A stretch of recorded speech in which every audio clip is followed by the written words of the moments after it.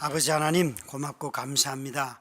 우리에게 당신의 아들을 보내주셔서 영원히 계획하신 구원을 이루어 주시고 우리로 믿음 안에서 그 예수 그리스도를 주라 고백하며 그분을 따라 살게 해주시니 고맙고 감사합니다.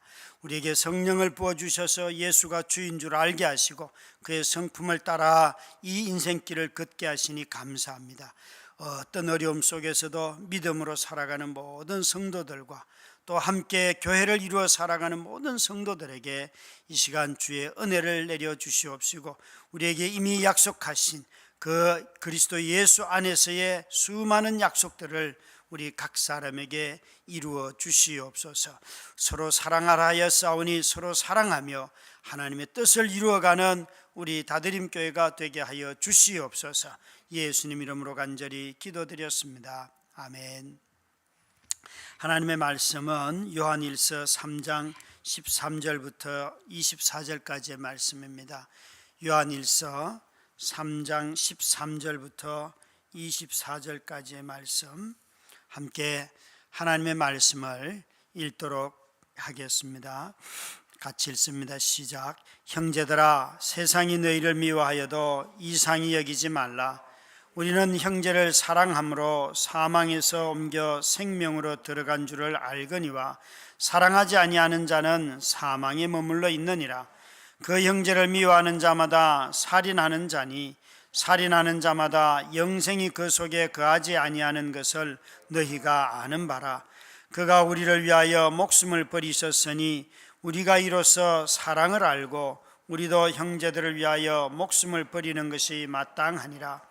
누가 이 세상의 재물을 가지고 형제의 궁핍함을 보고도 도와줄 마음을 닫으면 하나님의 사랑이 어찌 그 속에 거하겠느냐. 자녀들아, 우리가 말과 혀로만 사랑하지 말고 행함과 진실함으로 하자. 이로써 우리가 진리에 속한 줄을 알고 또 우리 마음을 주 앞에서 굳세게 하리니 이는 우리 마음이 혹 우리를 책망할 일이 있어도 하나님은 우리 마음보다 크시고 모든 것을 아시기 때문이라. 사랑하는 자들아, 만일 우리 마음이 우리를 책망할 것이 없으면 하나님 앞에서 담대함을 얻고 무엇이든지 구하는 바를 그에게서 받나니 이는 우리가 그의 계명을 지키고 그 앞에서 기뻐하시는 것을 행함이라. 그의 계명은 이것이니 곧 그 아들 예수 그리스도의 이름을 믿고 그가 우리에게 주신 계명대로 서로 사랑할 것이라. 그의 계명을 지키는 자는 주 안에 거하고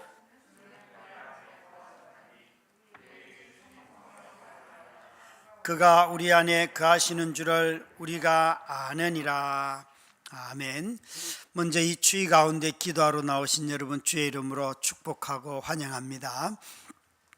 이제 한 해가 금요일로 치면 2주 남았는데 다음 주는 금요 기도회가 없습니다. 이것이 올해의 22년도의 마지막 기도회예요. 혹시 22년도 첫 번째 금요 기도회 오셨던 분 계세요? 보통 누가 이렇게 말하더라고요. 첫 번째 기도에 참석하고 마지막에 참석하면 1년 다 참석한 거라고. 여러분 정말 위로가 돼요. 위로가. 오늘 같은 날 안 오면 어떻게 이 금요 기도를 하겠습니까? 오늘 이 본문의 말씀을 가지고 함께 말씀을 나눌 터인데 영생의 증표 형제 사랑이라는 제목으로 말씀을 나누려고 해요. 여기에 13절부터 24절까지 사실은 자주 언급되는 동사가 너희가 안다, 우리가 안다예요. 여러분 가만히 보시면 이 사도 요한은 우리에게 무슨 말을 할 때에 14절을 봐도 그렇고 이렇게 말하고 있어요.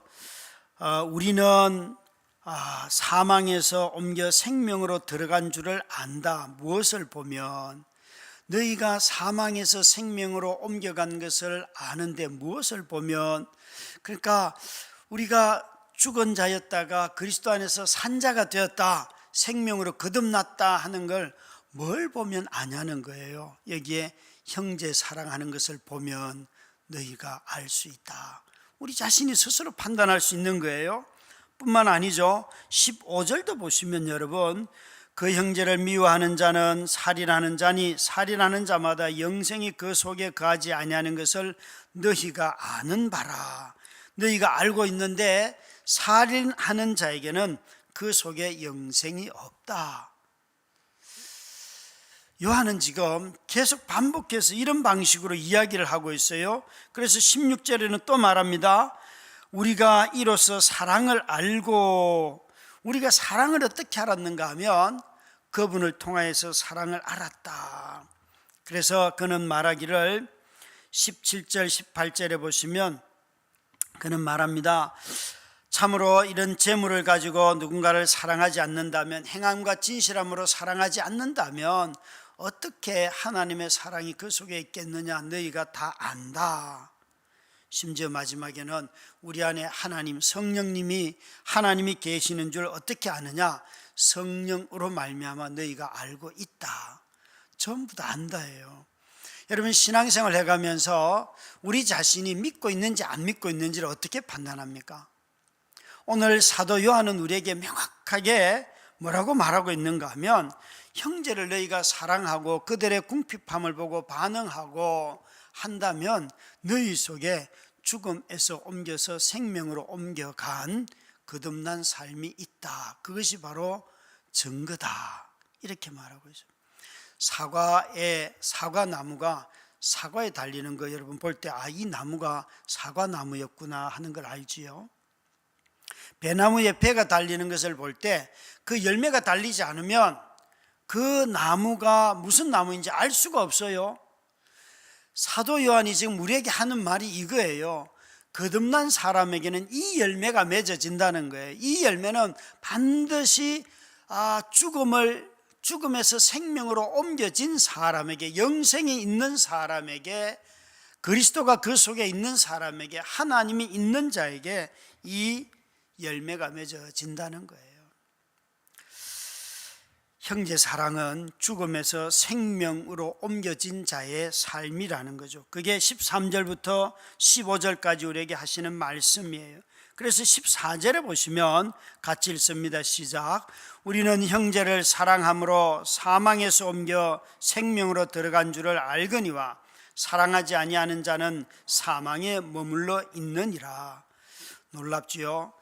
우리는 형제를 사랑함으로 사망에서 생명으로 옮겨간 줄을 알지만 형제를 사랑하지 않는 자는 지금도 여전히 사망에 머물러 있다. 너무나 충격적인 말씀이에요. 하나님의 자녀된 모든 사람들은 죽은 자에서 산 자로 다 옮겨진 자들이에요. 우리를 하나님의 자녀라고 말할 때, 그때에 그럼 우리가 무엇을 가지고 그 자녀됨을 드러내겠는가 라고 묻는다면 바로 형제 사랑이다. 사랑이다. 그런데 13절을 보시면 이렇게 말합니다. 형제들아, 세상이 너희를 미워하여도 이상히 여기지 말라. 여러분, 세상이 우리를 미워하여도 이상히 여기지 말라. 이 본문은 사랑이 없는 자들에게 말하는 게 아니에요. 세상으로부터 미움을 받는, 사랑이 없는 불법을 행하는 자들을 향해서 말하는 게 아니에요. 사랑하는 자들을 세상이 미워한다는 거예요. 사랑하는 자들을, 죽었다가 거듭나서 생명을, 하나님 주신 생명을 가진 자들이 세상에서 열심히 사랑하니까 세상이 미워하더라는 거예요. 그런 사람들에게 말하는 것이지, 사랑도 하지 않는 자들에게 마치 불법을 행하면서도 자신의 어떤 투기와 이익을 통하여서 자기 재산을 막 정식하고 이런 데 혈안이 되어 있고 이런 사람들에게 하는 말이 아니에요. 이건 명백하게 형제들아 라고 하는 사람들은 죽은 자에서 산 자로 옮겨가서 형제 사랑을 하는 자들에게 말하고 있어요. 그래서 15절에 뭐라고 말하는가 하면, 다시 한번 15절을 한번 보실까요? 같이 읽습니다. 시작. 그 형제를 미워하는 자마다 살인하는 자니 살인하는 자마다 영생이 그 속에 거하지 아니하는 것을 너희가 아는 바라. 여기 15절, 13절부터 15절까지 계속해서 사도 요한은 반복하고 있습니다. 미워하는 자는 살인하는 자고 영생이 없다. 그 속에 영생이 없기 때문에 그 속에서 미움이 나오는 거다. 그러면 왜 세상이 우리를 미워할까요? 왜? 여러분, 정말 어제도 이런 분을 만났어요. 목사님, 내가 열심히 결혼 생활을 해서 지금까지 남편 뒷바라지를 다 했는데 이 남편이 수도 없이 재산을 자꾸 탕진하고 또 펀드를 해가지고 또 날렸는데 정말 내가 이혼하려고 했었어요. 그래서 집 나와서 살다가 도저히 또 그런 짓을 해서 자기가 너무 화가 나는데 그래도 이혼은 하고 싶지 않더라는. 그래서 어떻게 아버지가 남겨주신 유산이 있는데 그걸로 또 펀드 그걸 갚았다는 거예요. 어제 그 얘기를 하면서 이분이 저희 아내 친구예요. 아내 선배예요. 그러면서 목사님 이제 다시 집으로 돌아가야 될 것 같아요 이러는 거예요. 여러분, 왜 이런 일들이 생길까요? 어느 음식점 하는 권사님을 만났는데 이러세요. 목사님, 나는 공무원들하고 일하기 정말 싫어요. 일도 안 하고 30대고 피도 안 마른 것들이 와가지고 일할 줄도 모르면서 이렇게 해라 저렇게 해라 하는데 걔들이 말하는 대로 일하면 사업에 수익이 나는 게 하나도 없어요. 그런데 걔들 사랑해야 돼요 이러는 거예요. 권사님, 그럴 때는 그냥 안 하겠다고 얘기하시는 게 좋은 것 같아요. 굳이 사랑까지 하실 게 뭐가 있겠어요. 애쓰고 돈 다 버리고 가서 자기들이 음식 다 되고 해도 또 뭐 수익도 안 나는데 그거 왜 하겠습니까? 그랬더니 뭐 그럴 줄 알고 안 했다는 거예요. 이번에 신청을 안 했다는 거예요. 여러분, 우리가 왜 세상에 살면서 우리 자신들이 자꾸 사랑하려고 하는데 이게 걸려 넘어질까요? 정말 이런 얘기 많이 듣잖아요. 내가 열심히 기도하는데 남편이 여전히 나를 핍박합니다. 이런 하소연 한두 번 듣습니까? 이런 배우자들이 얼마나 많습니까, 여러분? 이것은 우리 자신들이 이런 얘기를 들을 때마다 왜 하나님이 저렇게 힘들게 우리를 놔둘까? 이런 생각을 하는, 오늘 이 본문을 여러분 잘 읽어보시면 우리가 이 답을 단번에 알 수가 있어요. 단번에 알 수가 있어요.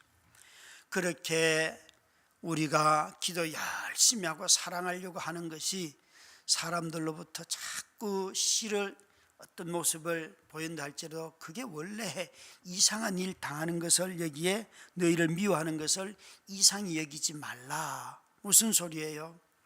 우리는 다 산자의 삶을 사는 것이고 하나님 안에서 저 사람들은 하나님을 모르는 죽은 자의 삶을 살고 있는데 당연히 죽은 자가 산자를 향해서 욕하는 것이다. 이렇게 요한은 지금 말하고 있어요. 여러분, 제가 이렇게 말하니까 두렵죠?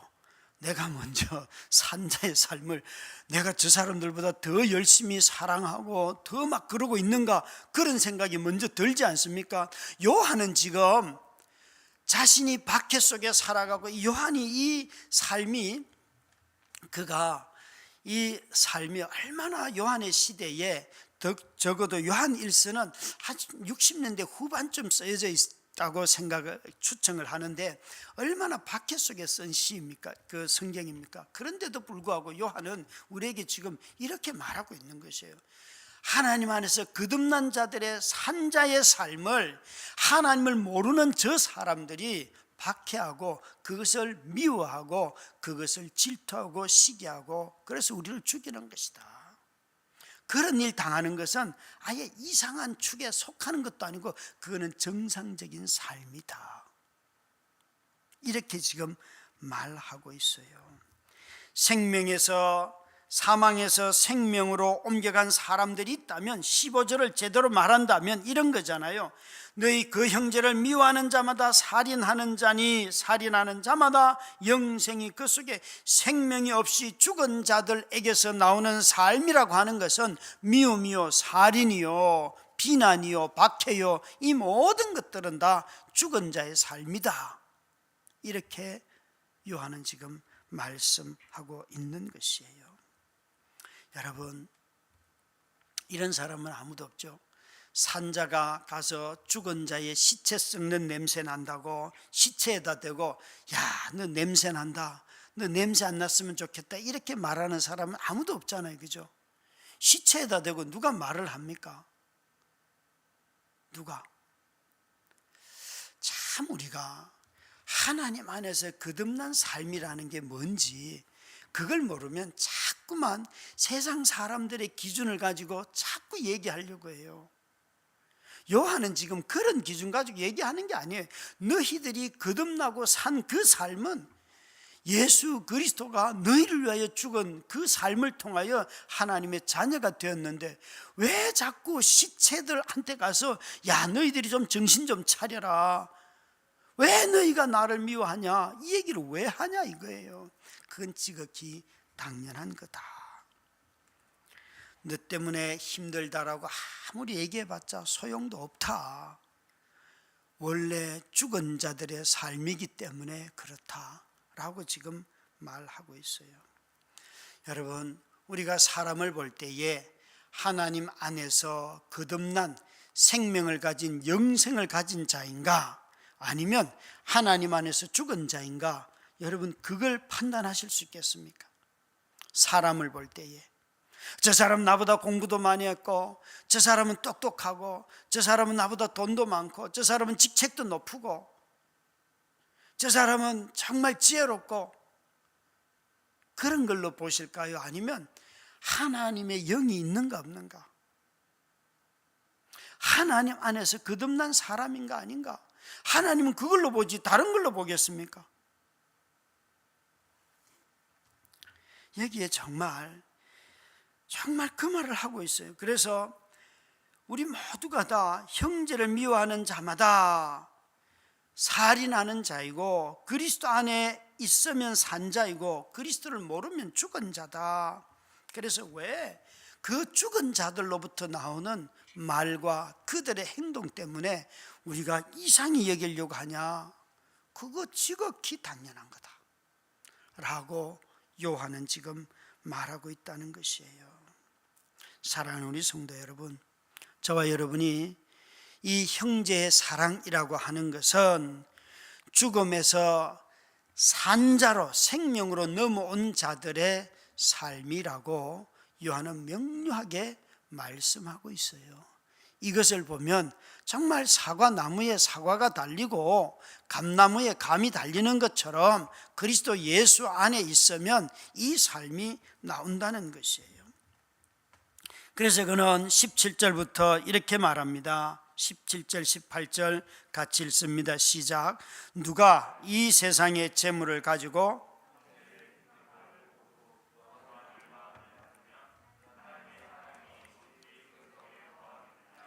자녀들아, 우리가 말과 혀로만 사랑하지 말고 행함과 진실함으로 하자. 아멘. 여기에 재물로 형제의 궁핍함을 채우는 것은 사랑이다 라고 말하는데, 17절에 보면 이 세상의 재물이라고 하는 이 재물로 번역한 것이 보면 헬라어에는 생명이에요. 이 세상의 생명을 가지고도 형제의 궁핍함을 보고도 도와줄 마음을 닫으면, 하나님께서 우리를 이 땅에서 주신 생명의 기간이 있잖아요, 그죠?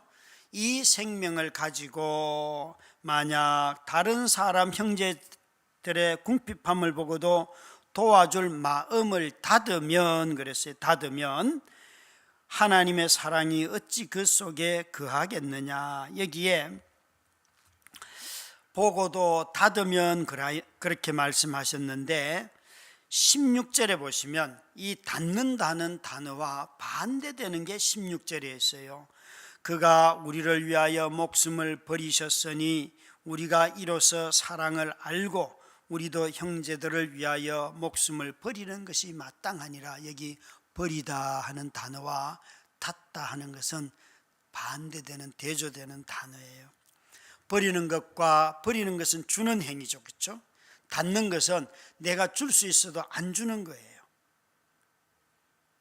하나님은 우리를 살리기 위해서 자기 아들을 주시기까지 하였는데, 여기 지금 말씀하는 것은 그렇게 하나밖에 없는 아들을 주셔서 너희들의 목숨을 살렸는데, 그래서 하나님의 사랑을 너희가 아는데, 이 세상의 재물을, 이 세상에 사는 동안에 너희들의 생명을 가지고도 형제들의 궁핍함을 도와주지 않는다면 그 마음을 닫는다면 하나님의 사랑이 어찌 그 속에 거하겠느냐, 이렇게 묻고 있어요.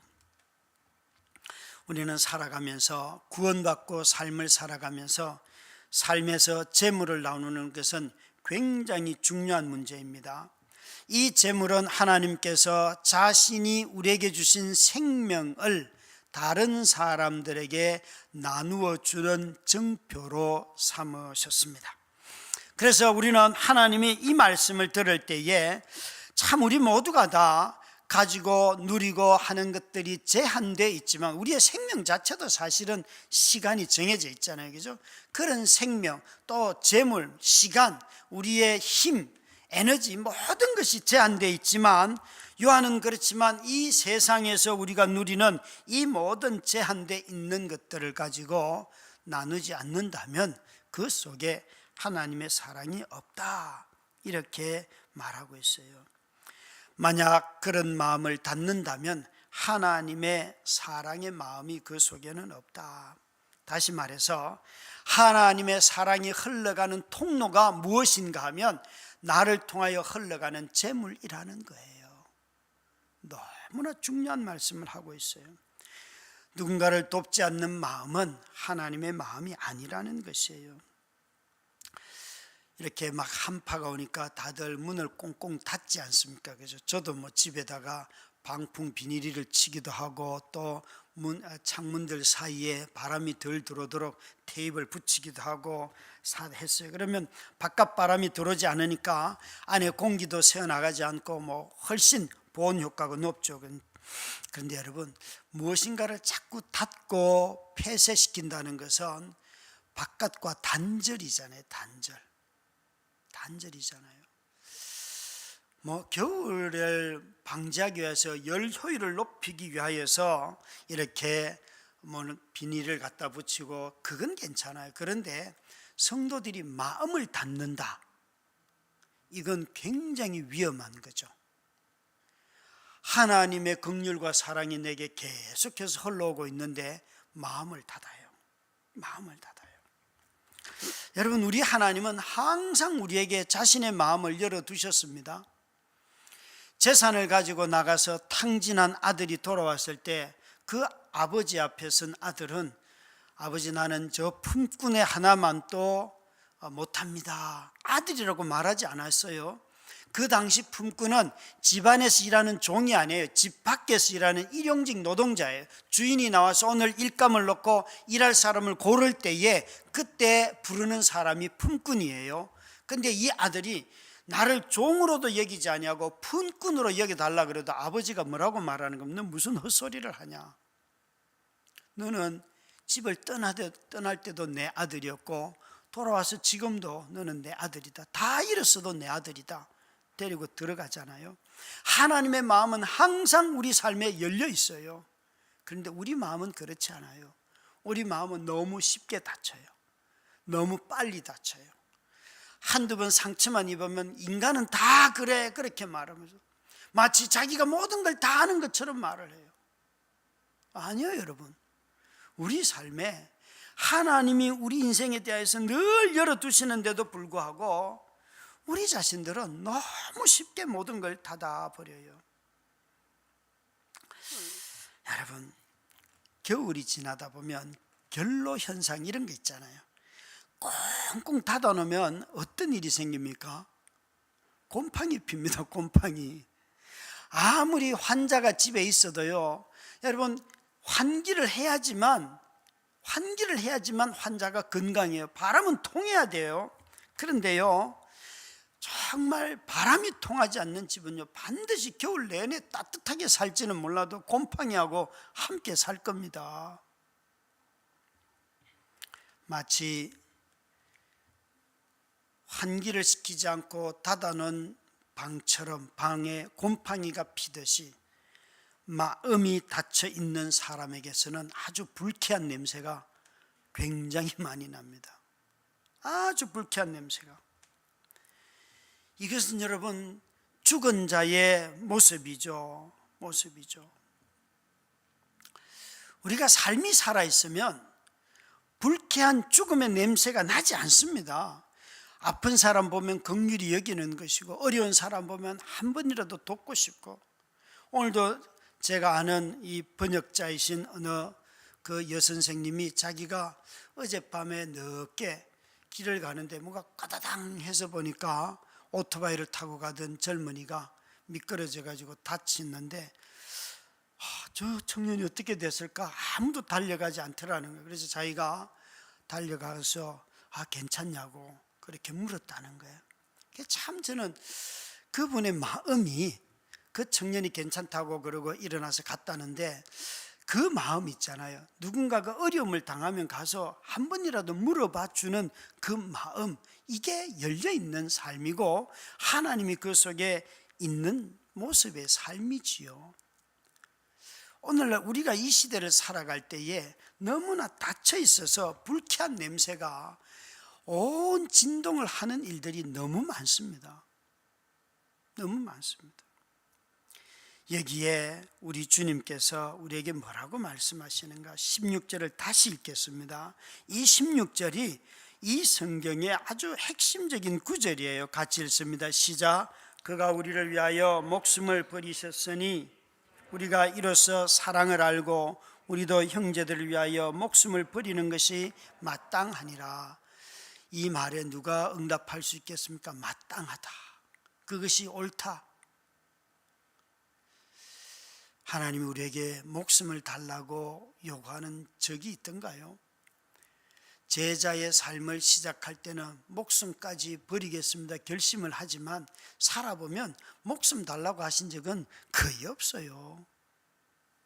지금까지 저는 예수를 한 7년 이렇게 믿었어도 너의 목숨을 달라, 내가 그렇게 목숨처럼 여기는 그런 것이 있었는지는 몰라도 목숨을 달라고 하신 적이 없어요. 그런데도 불구하고 여기에 사도 요한은 우리에게, 아니 그들이 살던 시대는 주님이 자신의 목숨을 우리를 위하여 바친 것처럼 그들이 살던 시대는 형제를 위하여 목숨을 바쳐야 할 상황까지 일어났다는 거예요. 그래서 그것은 마땅한 일이다. 그런 걸 이상하게 여기지 말라. 왜 내가 그런 게 아니었다는 거예요. 참 목숨보다도 우리에게는 재물을 가지고도 라는 이 말이 더 걸리지요. 더 걸리지요. 우리 공동의회 때도 보고를 드렸지만 한 해 동안에 나눔 헌금일 한 2천만 원 정도 작년에 편성을 해서 그렇게 했고, 또 올해도 하려고 하는데 지금 그 재정이 들어오지 않아서 어려움을 겪고 있다는 거잖아요. 이번 달까지밖에는 할 게 없다는 거예요.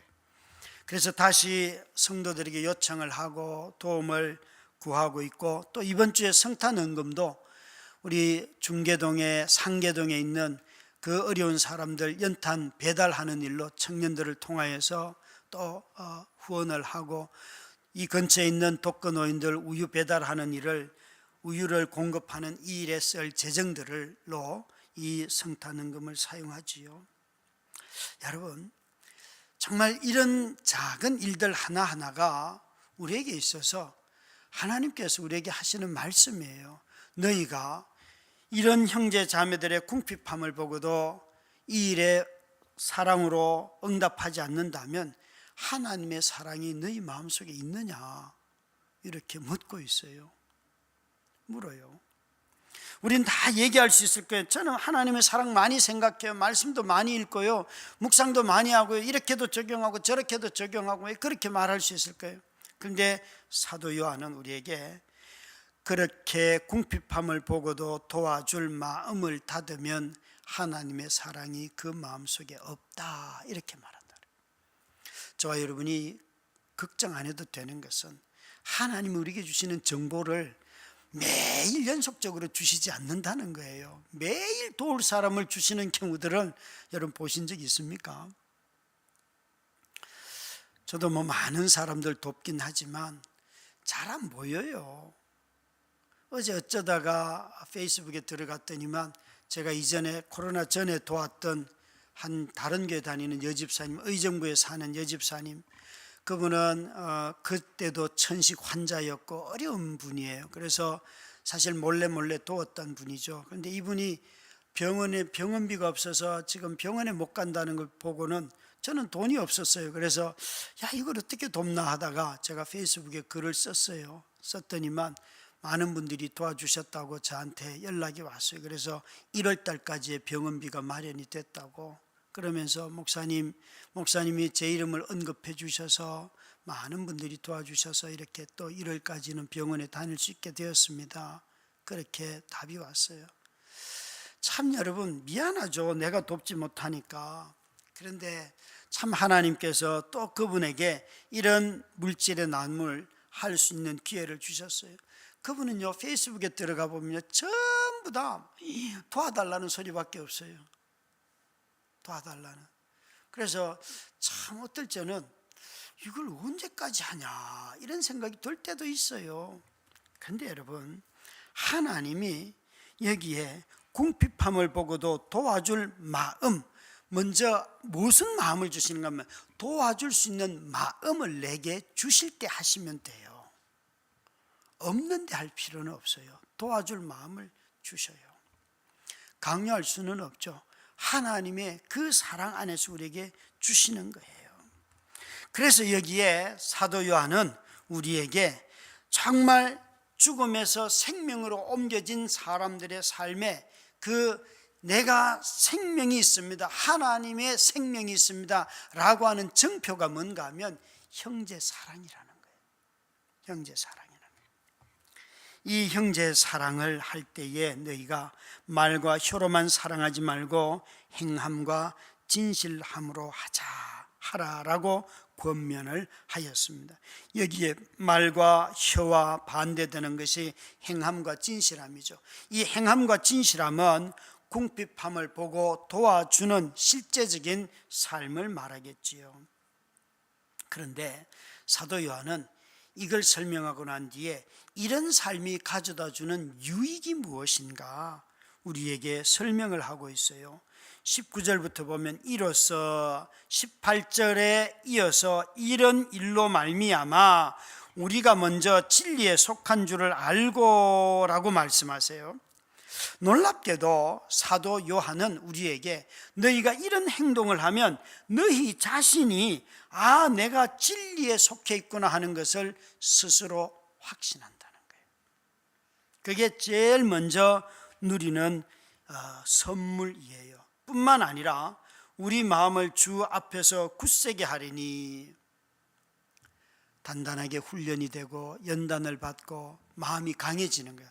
내가 이렇게 도와도 나도 사는구나, 나도 살 수 있고 누구도 살 수 있고 다 같이 함께 사는구나. 정말 신앙 안에서 자신의 진리 안에서 단단히 서 있고 자신의 마음이 주 앞에서 견고해지는 거예요. 사도들이 자주 했던 말이 주의 은혜 속에서 강하여지고, 여러분 은혜가 강해지는 게 뭡니까? 삶의 훈련을 통하여 연단을 통하여서 헌신을 통하여서 점점 은혜가 강해지면 남들은 두려워하는 것들을 전혀 두려워하지 않잖아요. 넘어가잖아요. 그죠? 이렇게도 살 수 있어요. 걱정하지 마세요. 그러는 사람 있는가 하면 이렇게 하면 절대 못 삽니다. 그렇게 막 하는 사람들이 있어요. 그런 사람들이 있어요. 저는 여러분 지난번 공동의회를 하고 재직회를 하고 당회를 하면서 교회가 저의 퇴직금을 마련하는 것 참 중요한 문제죠. 잘 운영을 하고 해서 퇴직금을 마련해야죠. 그죠? 그건 교회가 할 일이라고 생각은 해요. 그러나 이렇게 말할 수 있죠. 퇴직금 없다고 해서 제가 못 사는 게 아니에요. 우리가 하나님의 일을 하면서 얼마든지 퇴직금 아니라 뭘 드려도 할 수 있겠죠. 그죠? 하나님이 원하는 일을 위하여서 했다면 그거 지나가도 될 것 같아요. 제가 보기에. 그걸 가지고 막 이렇게 저렇게 마치 우리가 무슨 운영을 잘못한 것처럼 너무 지나친 지출을 한 것처럼 막 그렇게 말씀하시는데, 저는 묻고 싶은 게 이거예요. 우리가 지난 모든 재정을 사용할 때 하나님의 뜻대로 사용했는가? 그 일에 예스라고 한다면 하나님이 다음에 그것도 채워주시지 않을까요? 그죠?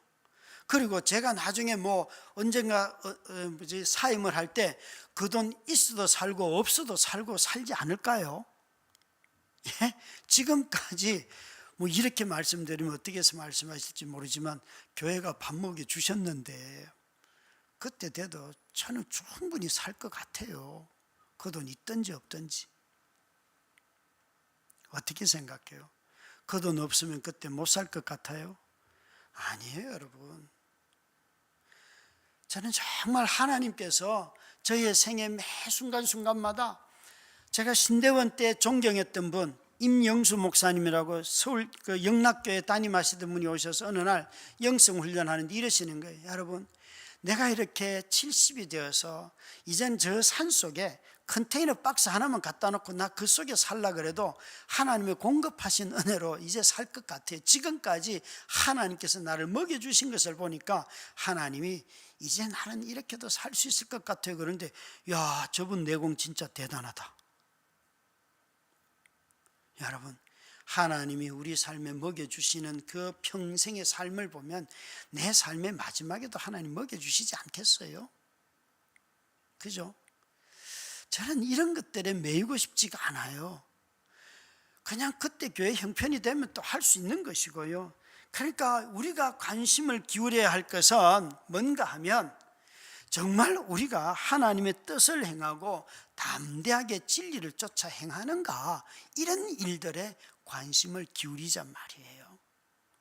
점점 우리가 어떤 것이 부족하다고 두려워하는 것이 아니라 진리에 속한 줄 알고 우리 마음을 주 앞에서 굳세게 하여서 이 진리 위에 든든히 설 뿐만 아니라 우리 마음까지 단단해져서 좀 이런 것 웃으면서 에이, 우리 기도하면 하나님 채워주셔요. 그리고 좀 넘어가자 말이에요. 그것이 염려에 빠져서 이것도 못하고 저것도 못하고 그러면 교회가 교회다워지겠습니까, 여러분? 여기에 사도 요한은 이렇게 말합니다.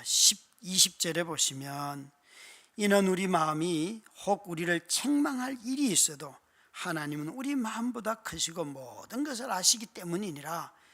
우리 마음의 염려나 우리 마음에 혹시 책망할 만한 비난받을 그런 일들이 있다 할지라도 하나님이 더 크신 분이라는 것, 하나님의 지혜와 지식과 하나님이 아는 것이 내 마음의 상태보다 더 크다는 것. 지금 사도 요한이 우리에게 하는 말이잖아요. 우리가 책망으로부터 자유로울 수 있는 이유는 내 마음보다도 크시고 내가 알고 있는 것보다도 모든 것을 다 그분이 아시기 때문에,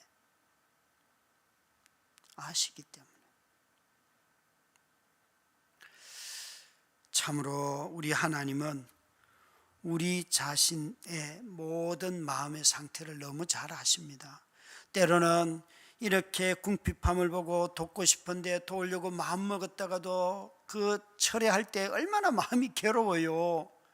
그런 마음도 하나님이 다 아시고 책망할 일이 있어도 우리는요 잘 몰라요. 내가 결심했다가도 어떤 일이 생기면 그거 다 바꾸잖아요. 하나님은 모든 삶의 결과를 아시고 끝까지 그 모든 전체를 아시는 분이잖아요. 그죠? 얼마나 자기가 마음먹었던 거 못할 때 우리는 괴롭습니까? 그런 마음들까지도 하나님이 이렇게 말씀하셔요. 우리를 아신다, 그분이. 너의 형편과 염려와 네가 지금 이렇게 나에게 헌신했느냐, 형제 자매들에게 사랑을 베풀었느냐, 네가 지금 네 앞에 삶에 닥칠 그 일들을 네가 모르고 이렇게 했느냐, 하나님은 알고 계시고 하나님은 또 다른 일들로 우리의 필요를 채워주시지요. 여러분, 여기에 보시면 정말 놀랍게도 21절에 뭐라고 말하는가 합니까? 계속 마음 얘기를 하고 있어요. 마음이 굳세고 우리 마음에 책망할 일도 하나님은 아시고, 21절도 한번 보시겠습니까? 같이 읽습니다. 시작. 사랑하는 자들아, 만일 우리 마음이 우리를 책망할 것이 없으면 하나님 앞에서 담대함을 얻고 우리 마음에 책망할 것이 없으면 이런 삶의 상태가, 믿음의 상태가 언제 있을 수 있을까요? 그런데 여기에 놀랍게도 책망할 것이 없으면 무엇과 연결이 되어 있는가 하면 하나님 앞에서 담대함을 얻고 아주 담력이 생겨요. 먼저는 그리스도 예수 안에서 용서받은 자들에게는 여러분 이 책망이 없습니다. 여러분 예수 그리스도부터 받은 그 용서의 은혜가 우리 안에 늘 가득하기를 주의 이름으로 축원합니다. 그래서 하나님 앞에 갔을 때 뭘 자꾸 부끄러워하고, 저는 우리 주일날 우리 성도들의 대표 기도를 듣다가 저는 참 감사해요. 정말 다드림교회 담임 목사로서 제일 자랑스러운 순간 중에 하나가 뭔가 하면 주일날 대표 기도하는 성도들의 기도를 들을 때에 부끄러움보다도 하나님 나라의 의를 구하는 기도가 훨씬 많은 것에 인하여서 감사해요. 여러분 혹시 글쎄요 외람되지만 다른 교회 대표 기도자들의 기도와 우리 성도들의 기도문을 한번 서로 비교해 보실래요? 무슨 차이가 있는지. 아마 우리 교회 성도들의 기도는, 저는 그런 거 나중에 언젠가 하고 싶은데 기도문을 다 책으로 만들고 싶어요. 책으로 만들고, 얼마나 기도들이 그 안에 하나님의 나라에 대한 갈망이 가득한지, 그걸 볼 때마다 이건 보통 내공이 아니에요. 기도 들으면서 은혜를 저는 제일 많이 받습니다. 여기에 우리 마음속에 이런 책망할 것이 없으면 하나님 앞에서 담대함을 얻고, 또 한 가지 이 담대함을 요한 사도는 담대하다, 요한복음도 그렇고 요한일서도 그렇고 다 담대함이 무엇과 관련이 있는가 하면 성령이 우리 가운데 역사하셔서 진리를 전가할 때 담대함. 진리를 전하는데 부끄러움이 없어요.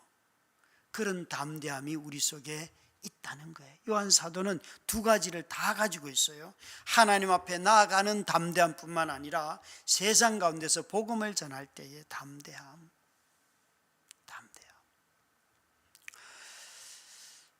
사랑하는 우리 성도 여러분, 이 시대에 복음을 전하는 데 있어서 좀 우리의 입이 활짝 열리기를 주의 이름으로 축원합니다.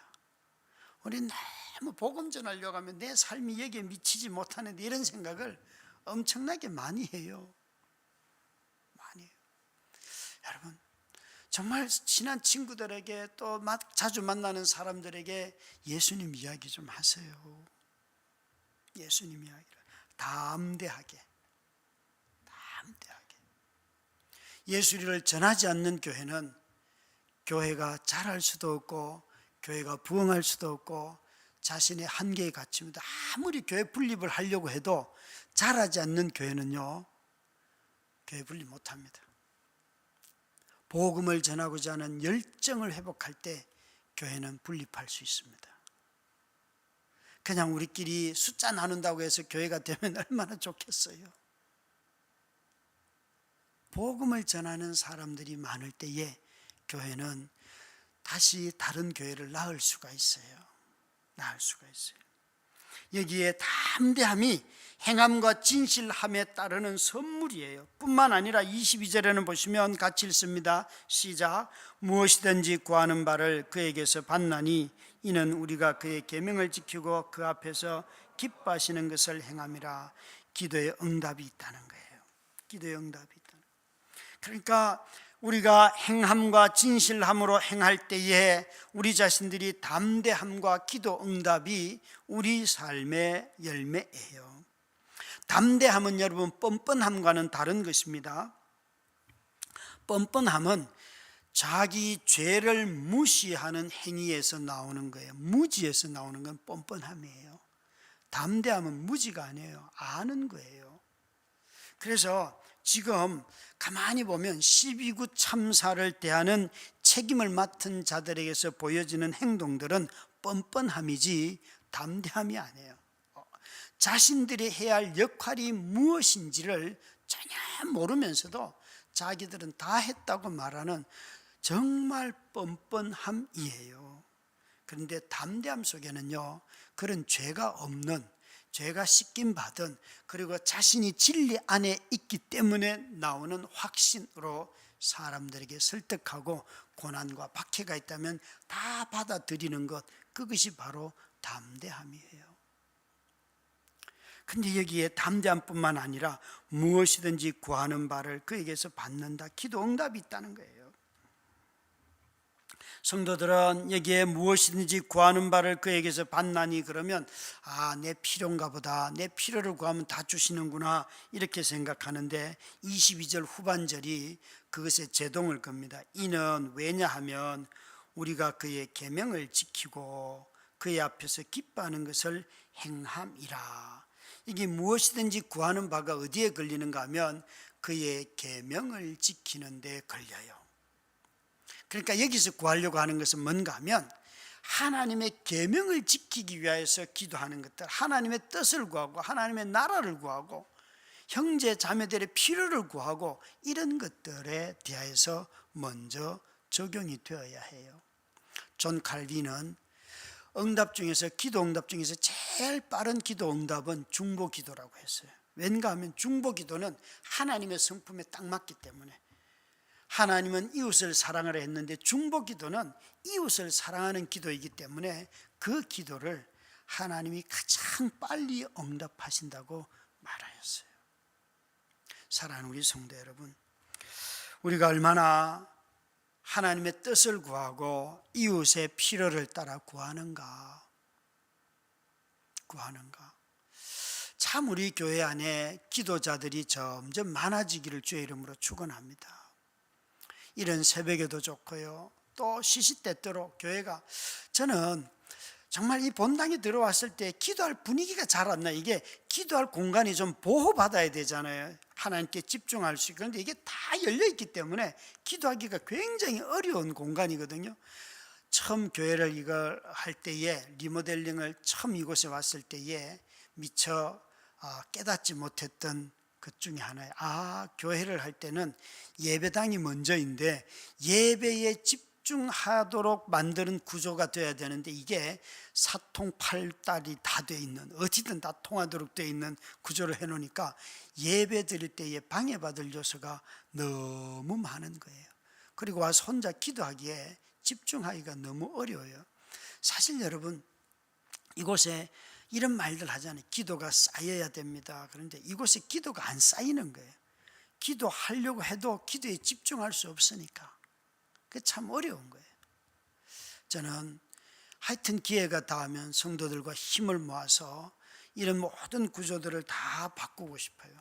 그래서 우리에게 있어서 정말 예배할 공간만큼은 적어도 하나님께 집중하고 하나님을 찬양하고 기도하고 하는 그 일에 아주 잘 드려지는 공간으로 꾸며지고, 다른 공간에서 교제하고 그곳에서만 놀고 뭐 하더라도 예배하는 공간에서만큼은 가장 먼저 하나님을 생각하고 하나님께 우리 마음의 전부를 다 드렸을 수 있는 그런 고향 장소가 되는 그 공간이 필요하다, 꼭 말씀드리고 싶어요.